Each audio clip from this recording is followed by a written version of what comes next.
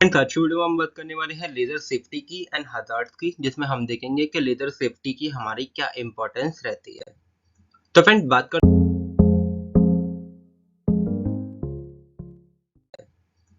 बात करते हैं सबसे पहले कि लेजर सेफ्टी क्या होती है। तो फ्रेंड, जैसा कि हमको पता है कि लेजर जो होती है वो हमारी एक पावरफुल टूल होती है, जिसको हम जो है काफ़ी ज़्यादा अलग अलग फील्ड्स में यूज़ करते हैं। लाइक मेडिकल फील्ड में चले जाओ आप, वहाँ पर सर्जरीज के लिए, ट्रीटमेंट के लिए, है ना, वहाँ पर यूज़ करते हैं। इंडस्ट्रीज में जाओगे आप, मेटल कटिंग्स के लिए यूज़ करते हैं, और जो भी हार्ड मटेरियल्स होते हैं उनको एनग्रेविंग करने के लिए, कटिंग करने के लिए यूज़ करते हैं, है ना फ्रेंड। तो लेजर जो है उसकी पावर जो है बैरी करती है according to industries and field, right. So अब क्योंकि ये इतना यूजफुल टूल है, इतना पावरफुल टूल है, तो इसकी सेफ्टी जो होती है वो भी काफ़ी ज़्यादा ध्यान में रखी जाती है। Otherwise you may deal with certain kinds of injuries and accidents, है ना फ्रेंड। तो इसलिए यहाँ पर लेजर सेफ्टी जो होती है वो इम्पोर्टेंट होती है फ्रेंड, क्योंकि अब लेजर जो होती है वो आपको जो है सिवियर डैमेज पहुंचा सकती है, आपकी आइज को, स्किन्स को। इसलिए जो होता है कि यहाँ पर जो है प्रॉपर सेफ्टी मेजर्स जो होते हैं उनको फॉलो किया जाता है, ताकि जो भी रिस्क हो लेजर से रिलेटेड वो सारे के सारे माइटिगेट किए जा सकें।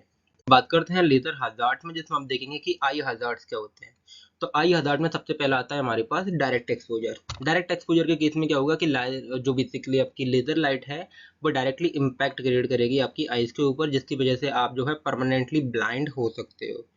दूसरा ये हो सकता है कि अब वो डायरेक्ट ना एक्सपोजर करके इनडायरेक्ट एक्सपोजर हो जाए आपकी आइज में, यानी कि कोई रिफ्लेक्टिंग सरफेस आ जाए लेजर लाइट के बीच में, और after reflecting from that surface वो आपकी आइज पर पड़े, तो अगेन वो जो है इतना ही इम्पैक्ट क्रिएट करेगी जितना कि डायरेक्ट एक्सपोजर के केस में करेगी, क्योंकि laser light are basically highly intense and coherent kind of light, है ना, जो कि हम पढ़ के आए हैं अभी।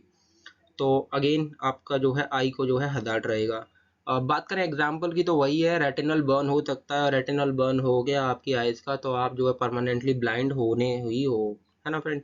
तो ये लेजर हज़ार्ड होता है आई का। फ्रेंड्स, अगर बात करें स्किन हजार्ड्स की, तो स्किन हजार्ड में ये हो सकता है कि हाई पावर लेजर जो हो सकती हैं वो आपकी स्किन को सर्टेन काइंड्स ऑफ बर्न्स जो है वो पहुंचा सकती हैं। दूसरा जो है क्रोनिक एक्सपोजर हो सकता है, यानी कि जिसकी वजह से क्या हो सकता है आपकी स्किन के अंदर जो है स्किन कैंसर हो सकता है। उसके अलावा इन चीज़ों को अवॉइड करने के लिए हम क्या करते हैं, प्रोटेक्शन जो इक्विपमेंट्स होते हैं, लाइक क्लॉथिंग्स होती है और जो भी बैरियर्स होते हैं वो लगा के रखते हैं, जिसकी वजह से क्या है जो भी स्किन हजार्ड्स है उन सभी को जो है यहाँ से प्रिवेंट किया जा सके। फ्रेंड, बात करें अगर बायोलॉजिकल इफेक्ट की लेजर की, तो वो क्या है। तो फ्रेंड, सबसे पहला केस ये हो सकता है कि टिश्यू डैमेज हो जाते हैं, जिसकी वजह से क्या होता है सेलुलर डैमेज और टिश्यू डिस्ट्रक्शन हो जाता है। और थर्मल इफेक्ट की, यानी कि लेजर का जो थर्मल इफेक्ट है, तो इससे क्या होता है कि जो भी हीट जनरेटेड होती है, तो जिसकी वजह से क्या होता है सेल्स और टिश्यू डैमेज हो जाते हैं। फोटोकेमिकल इफेक्ट्स की बात करें, तो जो अल्ट्रावायलेट लेजर्स आती हैं, यूवी लेजर, तो उनकी वजह से डीएनए तक जो है वो डैमेज हो सकता है। तो ये बायोलॉजिकल इफेक्ट्स होते हैं लेजर रेडिएशन के। फ्रेंड्स, बात करें एसोसिएटेड हजार्ड्स की, तो एसोसिएटेड हजार्ड में सबसे पहला आता है आपके पास इलेक्ट्रिकल हजार्ड। तो वी ऑल नो दैट कि लेजर हमारी हाई पावर लेजर्स होती हैं। अब क्योंकि वो हाई पावर है तो वहाँ पर इलेक्ट्रिकल पावर जो है वो काफ़ी ज़्यादा हाई चाहिए होती है, यानी कि हाई वोल्टेज पावर सप्लाई चाहिए होती है, जिसकी वजह से क्या होता है कि इलेक्ट्रिकल जो है हजार्ड जो है होने के चांसेस बने रहते हैं।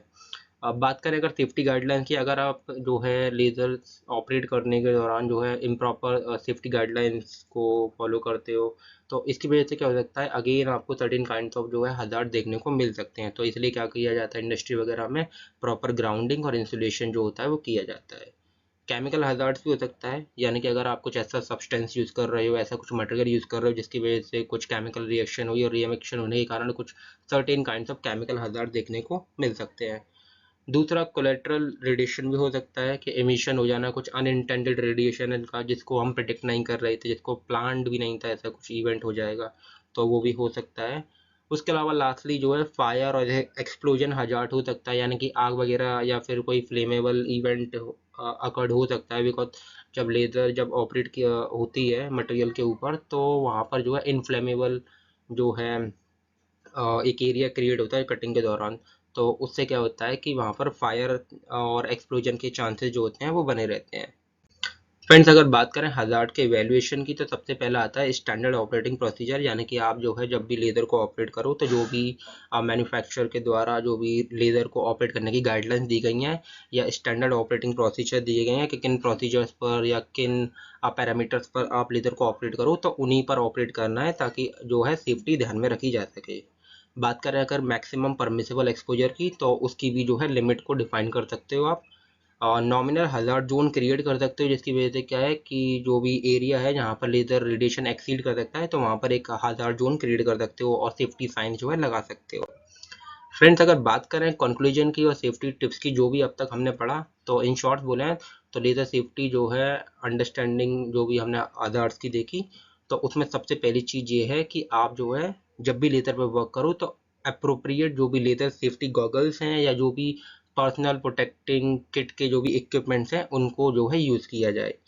उसके अलावा सेकेंडली आप जो है स्टैंडर्ड ऑपरेटिंग प्रोसीजर्स हैं या जो भी सेफ्टी गाइडलाइंस हैं या गवर्नमेंट ने इशू की है या मैन्युफैक्चर के थ्रू आपको दी गई है, उनको फॉलो किया जाए।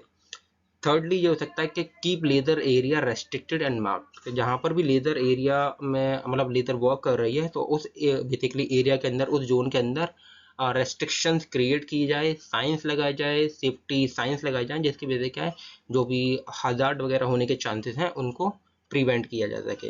एंड फाइनली अगर कोई अनप्लान्ड इवेंट होता है तो इन सच केसेस आप जो है हेल्प के लिए बुला सकते हो किसी को भी, या जो भी नेसेसरी है उसको कॉल टू एक्शन कर सकते हो हेल्प के लिए। तो फ्रेंड ये था हमारा लेज़र सेफ्टी के ऊपर वीडियो। मिलते हैं अगले वीडियो में, तब तक के लिए बाय बाय।